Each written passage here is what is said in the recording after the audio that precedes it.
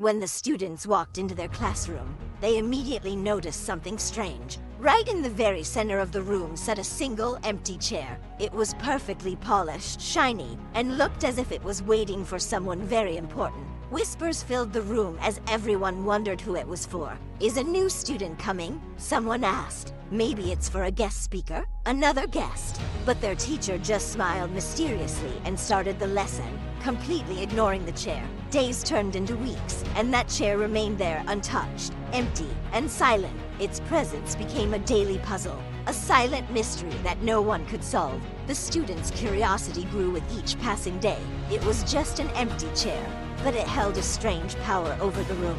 Why was it there? Who was it for? The suspense was almost unbearable. Then, one morning, the teacher walked in, went straight to the chair, and stood beside it. "Good morning, everyone," he said, his voice calm but firm. "Today, I'm going to tell you who this chair belongs to." A hush fell over the classroom. Every eye was fixed on him, waiting for the big reveal.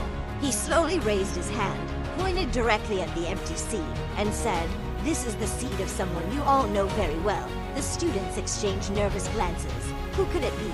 Someone they all knew? The teacher let the tension build for a moment before continuing. "This chair," he said, his voice dropping slightly, "belongs to the one who steals your dreams." The room froze. A collective gasp was almost audible. Everyone stared at the chair, which suddenly seemed sinister, almost menacing. It wasn't just an empty piece of furniture anymore. It was something else entirely. "This is the one who stops you from growing," the teacher explained, walking around the chair. "The one who whispers, 'You can do it tomorrow,' when you know you should do it today. This is the one who distracts you with your phone, with games, with anything, right when you need to focus and work hard." He then stopped, leaned in closer, and declared, "This chair belongs to your laziness." The words hit the students like a physical blow. Laziness. Of course. They looked at the chair now with a mix of fear and recognition, as if it were their greatest enemy. The teacher's voice softened, but his message grew stronger.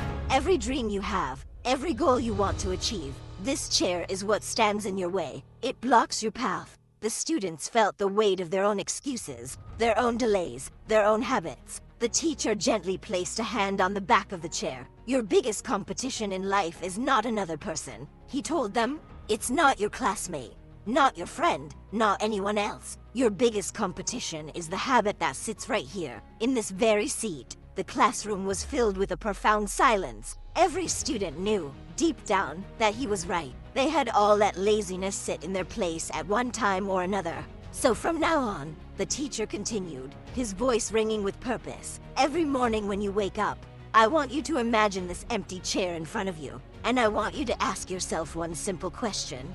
Will I sit here today, or will I let my laziness take the seat?" That question was like a bolt of lightning.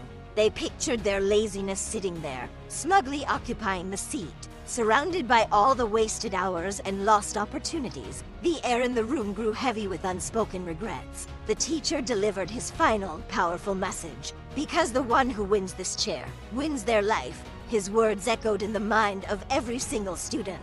They looked at the chair one last time, but it was different now. It was no longer an object of mystery, but a symbol of a daily challenge. A challenge that only they could win. Laziness lives inside all of us, but so does the discipline to defeat it. From that day forward, the empty chair was never ignored again. It served as a constant reminder, a silent motivator. It was a battle they had to fight every single day, and the victory they had to claim for themselves. The chains of procrastination began to break.